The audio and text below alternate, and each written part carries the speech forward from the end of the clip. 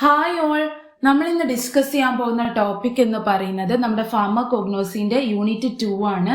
Unit 2 വരുന്ന glycosides ആണ് നമ്മൾ ഇന്ന് നോക്കാൻ പോകുന്നത്.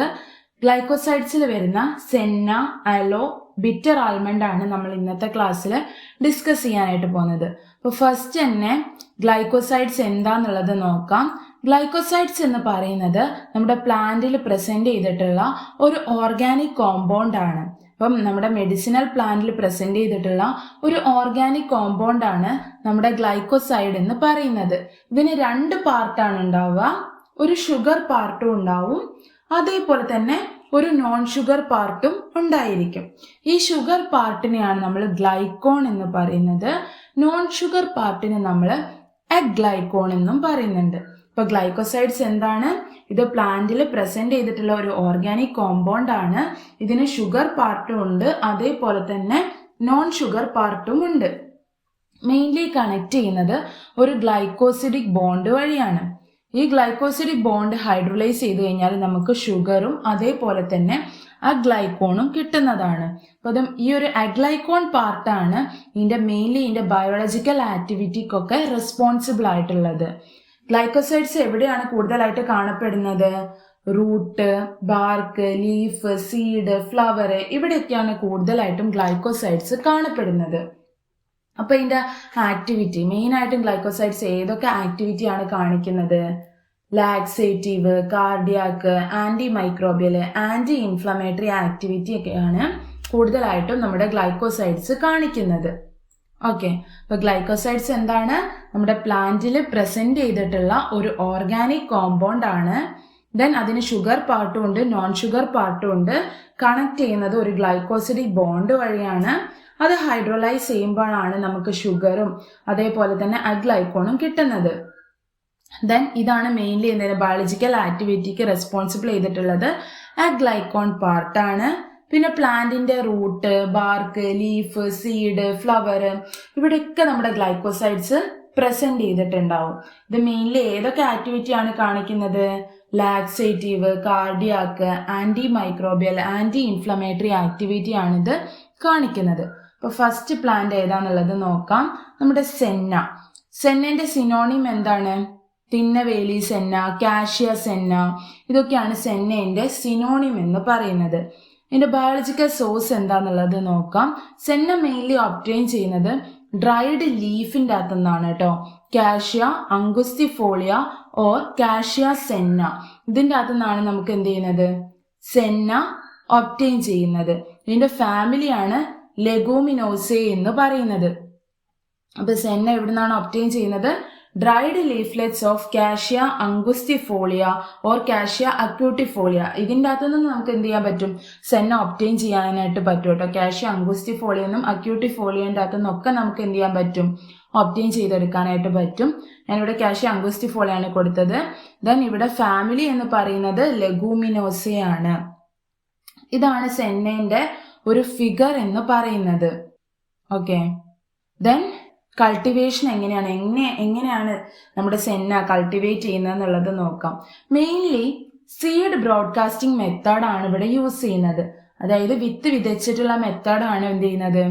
യൂസ് ചെയ്യുന്നത്. ഇപ്പൊ സീഡ് നല്ല രീതിയിൽ ജെർമിനേറ്റ് ചെയ്യാൻ വേണ്ടിയിട്ട് നമ്മൾ ആദ്യം തന്നെ സാൻഡ് ഉപയോഗിച്ചിട്ട് നല്ല രീതിയിൽ മിക്സ് ചെയ്യുന്നുണ്ട്. അപ്പം ഇതിൽ യൂസ് ചെയ്യുന്ന മെത്തേഡ് എന്താണ്? സീഡ് ബ്രോഡ്കാസ്റ്റിംഗ് മെത്തേഡാണ്. നല്ല രീതിയിൽ ജെർമിനേറ്റ് ചെയ്യാൻ വേണ്ടിയിട്ട് നമ്മൾ സാൻഡ് ഉപയോഗിച്ചിട്ട് എന്ത് ചെയ്യുന്നുണ്ട്? ട്രീറ്റ് ചെയ്യുന്നുണ്ട്. പിന്നെ ഇത് വളരുന്നത് നമ്മുടെ ചുവന്ന മണ്ണില്ലേ, അല്ലെങ്കിൽ ഗ്രേവി സോയിൽ, ഇതിനകത്തൊക്കെയാണ് ഇത് കൂടുതലായിട്ടും വളരുന്നത്. അപ്പൊ ഫസ്റ്റ് സോയിങ് നമ്മൾ നടത്തുന്നത് ഫെബ്രുവരി മാർച്ചിലാണ്. സെക്കൻഡ് സോയിങ് നമ്മൾ നടത്തുന്നത് ഒക്ടോബർ നവംബറിലാണ്. ഇതിന് കുറച്ച് നനവ് മതി കേട്ടോ. സോ നമ്മൾ ലൈറ്റ് ഇറിഗേഷൻ അല്ലെങ്കിൽ സെമി ഇറിഗേഷൻ ആണ് നമ്മൾ എന്ത് ചെയ്യുന്നത്? ഈ ഒരു പ്ലാന്റിന് കൊടുക്കുന്നത്. അപ്പൊ ഫസ്റ്റ് എന്താ പറയേണ്ടത്? സെന്ന എന്ന് പറയുമ്പോൾ നമ്മൾ സീഡ് ബ്രോഡ്കാസ്റ്റിംഗ് മെത്തേഡാണ് യൂസ് ചെയ്യുന്നത്. ഫസ്റ്റ് തന്നെ സാൻഡ് ഉപയോഗിച്ച് ഒന്ന് ട്രിച്ചുറേറ്റ് ചെയ്യുന്നുണ്ട്. പിന്നെ അത് റെഡ് ലോമി സോയിലൊക്കെയാണ് കൂടുതലായിട്ട് വളരുന്നത്.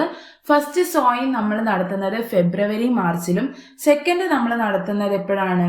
ഒക്ടോബർ നവംബറിലുമാണ്. പിന്നെ ഒരു സെമി ഇറിഗേഷൻ അല്ലെങ്കിൽ ലൈറ്റ് ഇറിഗേഷൻ ആണ് ഇതിന് റിക്വയർഡ് ആയിട്ടുള്ളത്. ദെൻ നമ്മൾ ഫ്ലവർ വന്നു കഴിഞ്ഞാൽ അതിന്റെ ഫ്ലവർ സ്റ്റോക്ക് നമ്മൾ ഇത് കട്ട് ചെയ്ത് ഒഴിവാക്കും. അതെന്തിനാ? കൂടുതൽ ബ്രാഞ്ച് വളരാൻ വേണ്ടിയിട്ടാണ്. ഇപ്പൊ ഫ്ലവറിങ് ചെയ്ത് കഴിഞ്ഞാൽ അതിന്റെ ഫ്ലവർ സ്റ്റോക്ക് നമ്മൾ എന്ത് ചെയ്യും? കട്ട് ചെയ്ത് അങ്ങ് ഒഴിവാക്കും. അപ്പൊ കൂടുതൽ ബ്രാഞ്ച് വളരുകയും ചെയ്യുന്നുണ്ട്. പിന്നെ നമ്മൾ ലീഫ് എപ്പോഴാ കളക്ട് ചെയ്യാം? പ്ലാന്റിങ് ചെയ്തതിന് ശേഷം ഒരു 2 to 3 മാസം കഴിഞ്ഞതിന് ശേഷമാണ് നമ്മൾ എന്ത് ചെയ്യുന്നത്? ലീഫ് കളക്ട് ചെയ്യുന്നത്. ഫസ്റ്റ് നമ്മൾ പ്ലക്ക് ചെയ്യാം. ഈ ലീഫ് നല്ല രീതിയിൽ ഗ്രോൺ ചെയ്തതിന് ശേഷമാണ് നമ്മൾ ഫസ്റ്റ് എന്ത് ചെയ്യുന്നത്? പ്ലക്ക് ചെയ്യുന്നത്. സെക്കൻഡ് പ്ലക്കിംഗ് ചെയ്യുന്നത് ഫസ്റ്റ് പ്ലക്കിംഗ് ചെയ്ത് 1 മാസം കഴിഞ്ഞതിന് ശേഷമാണ് നമ്മൾ സെക്കൻഡ് പ്ലക്കിംഗ് ചെയ്യാം. തേർഡ് പ്ലക്കിംഗ്, സെക്കൻഡ് പ്ലക്കിംഗ് കഴിഞ്ഞ് 1 മാസം കഴിഞ്ഞിട്ട് ഒരു 4 മുതൽ 6 ആഴ്ച കഴിഞ്ഞതിന് ശേഷമാണ് നമ്മൾ തേർഡ് പ്ലക്കിംഗ് ചെയ്യുന്നത്. തേർഡ് പ്ലക്കിംഗ് കഴിഞ്ഞാൽ നമ്മൾ ഈ ഒരു പ്ലാന്റ് അങ്ങനെ തന്നെ അത് അപ്രൂട്ട് ചെയ്ത് കളയും. അതായത് ഫുള്ളായിട്ട് അതങ്ങ് പുറത്തേക്ക് എടുക്കും. അപ്പൊ ഇവിടെ എന്തൊക്കെയാ പറയുന്നത്? ഫ്ലവറിങ് ചെയ്തതിന് ശേഷം നമ്മൾ ഫ്ലവർ സ്റ്റോക്ക് കട്ട് ചെയ്യും. അപ്പൊ അത് കൂടുതൽ ബ്രാഞ്ച് ആയിട്ട് വളരും. പിന്നെ നമ്മൾ ലീഫ് കളക്ട് ചെയ്യുന്നത് 2 to 3 മാസം പ്ലാന്റ് ചെയ്തതിന് ശേഷമാണ്. ഫസ്റ്റ് നമ്മൾ ലീഫ് പ്ലക്ക് ചെയ്ത് 1 മാസം കഴിയുമ്പോൾ സെക്കൻഡ് പ്ലക്ക് ചെയ്യും. അതിനുശേഷം പിന്നെ 1 മാസം 4 മുതൽ 6 ആഴ്ച കഴിയുമ്പോൾ നമ്മൾ തേർഡ് പ്ലക്കിംഗ് ചെയ്യും. തേർഡ് പ്ലക്കിംഗ് കഴിഞ്ഞാൽ നമ്മൾ പ്ലാന്റ് എന്ത് ചെയ്യും? അതങ്ങ് അപ്രൂട്ട് ചെയ്യുകയും ചെയ്യും. ഈ കളക്ട് ചെയ്തിട്ടുള്ള ലീഫ് എല്ലാം നമ്മൾ എന്ത് ചെയ്യും? ഉണക്കിയെടുക്കും. ഒരു 7 മുതൽ 10 ദിവസം ഉപയോഗിച്ചിട്ടാണ് നമ്മളിത് ഉണക്കിയെടുക്കുന്നത്. അപ്പൊ നമ്മുടെ ഈ ഒരു പോട്ട്സ് കാര്യങ്ങളൊക്കെ അതിൻ്റെ ഉള്ളിൽ നിന്ന് സെപ്പറേറ്റ് ആവും. ഈ ഡ്രൈഡ് ചെയ്തിട്ടുള്ള ലീഫ് നമ്മൾ ഓരോ ബണ്ടിലാക്കും. എങ്ങനെയാ ബണ്ടിലാക്കുന്നത്? ഹൈഡ്രോളിക് പ്രഷർ ഉപയോഗിച്ചിട്ടാണ് നമ്മൾ എന്ത് ചെയ്യുന്നത്?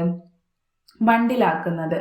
ദെൻ ഇന്ത്യൻ സെന്നയിൽ എന്ത് പ്രൊഡ്യൂസ് ആവും എന്നറിയോ? ട്രാൻസ്വേഴ്സ് ലൈൻ പ്രൊഡ്യൂസ് ആവും. അലക്സാൻഡ്രിയൻ സെന്നയിൽ അത് ആബ്സെന്റ് ആയിരിക്കും.